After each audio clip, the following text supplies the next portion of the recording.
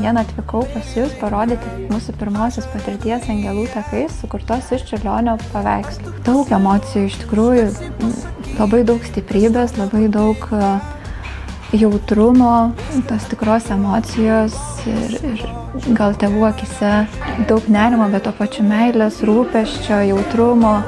Tai daug emocijų apima matant vaikučius, bet visą laiką yra tikėjimas, kad viskas yra ir bus puikiai gerai. Angelų takais yra projektas iš Čiurlionio paveikslų ir jis yra net kaip meditacija, atsipalaidavimas, truputėlį ištrukimas į kitą erdvę, į kitą pasaulį, kur galima atsipalaiduoti, atsitraukti nuo kasdienybės problemų, kažkokių blogų emocijų, nes tai iškelia, kaip mes vadinam, į Čiurlionio tokias kaip svajonės, galbūt sapnus, ir tai yra kitas pasaulis, kuriame yra visiškai kitos spalvos, garsai.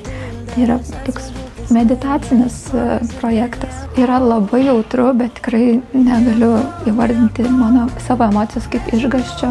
Tai yra tiesiog jautru ir esu pirmą kartą čia, tai ta emocija, kuri yra dabar, tai yra dėkingumas, kad galiu prisiliesti, ir tuo pačiu yra dėkingumas, kad galiu matyti ir tuo pačiu įvertinti, kiek daug turime.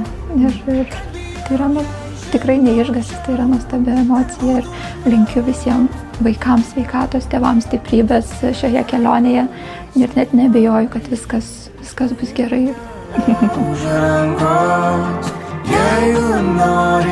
Ačiū, kad esate su mumis. Kartu tampame viena širdimi, kuri keičia pasaulį.